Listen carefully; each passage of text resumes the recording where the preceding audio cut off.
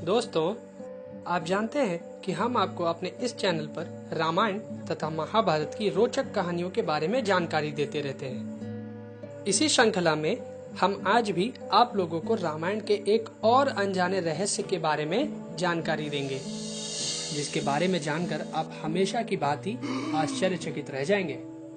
दोस्तों, रामायण का ये बड़ा ही रोचक किस्सा है कि जब भगवान रामचंद्र जी अपनी पत्नी सीता जी तथा अनुज लक्ष्मण जी के साथ 14 वर्ष के लिए वनवास के लिए गए थे, तो उस वनवास के दौरान श्री लक्ष्मण जी उन 14 वर्षों तक सोए ही नहीं थे। ये बात आपको बड़ी ही अविश्वसनीय सी प्रतीत हो रही होगी, परंतु यह पूर्णतः सत्य है। चलिए हम जानते हैं इस रोचक कहानी के रहस्य को। दोस्तों, बताते हैं जब राम, लक्ष्मण, भरत तथा शत्रुघ्न का जन्म हुआ था, तो हर शिशु की भांति जन्म के पश्चात राम, भरत और शत्रुघ्न रोने के बाद चुप हो गए थे, परंतु लक्ष्मण जी लगातार रोते ही रहे थे और तब तक रोते रहे जब तक उन्हें भगवान राम के पास नहीं लेटाया गया था। कहते हैं तभी से, यानी जन्म से ही लक्ष्मण जी भगवान राम की परछाई बन गए थे और सदैव उनकी परछाई बनकर ही रहे। इसी कारण जब भगवान राम को 14 वर्ष के लिए वनवास जाने का आदेश मिला, तो लक्ष्मण जी ने भी अपने भगवान राम और सीता जी के साथ वन में जाने का निर्णय ले लिया था। तब लक्ष्मण जी के वन जाने की बात सुनकर लक्ष्मण जी की पत्नी उर्मिला भी उनके साथ वन में जाने को तैयार हो गई थी। तब लक्ष्मण जी ने अपनी पत्नी उर्मिला को समझाते हुए यह कहा था कि वह अपने भगवान राम और सीता जी की सेवा करना चाहते हैं। यदि वन में तुम मेरे साथ रहोगी तो मेरी सेवा में विघ्न पड़ेगा और मैं ठीक प्रकार से उनकी सेवा नहीं कर पाऊंगा। लक्ष्मण जी की इस सेवा भाव को देखकर उनकी पत्नी उर्मिला ने अपने दिल पर पत्थर रखकर लक्ष्मण जी की बात मान ली थी और वह लक्ष्मण जी के साथ वन नहीं गई थी। दोस्तों, वन में पहुंचने के बाद भगवान राम और सीता जी के निवास के लिए लक्ष्मण जी ने अपने हाथों से जंगल में एक सुंदर सी कुटिया का निर्माण किया था।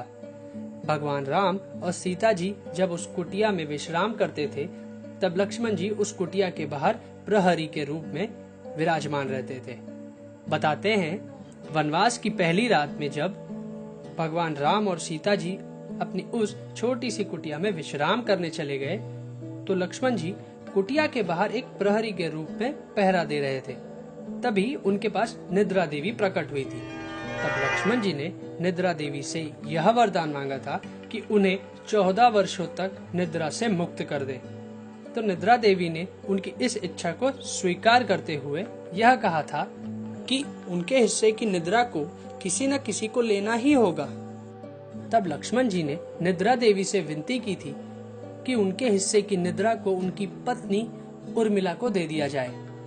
कहा जाता है कि निद्रा देवी के इस वरदान के कारण लक्ष्मण जी की पत्नी उर्मिला लगातार 14 वर्षों तक सोती रही थी और लक्ष्मण जी जागते रहे थे।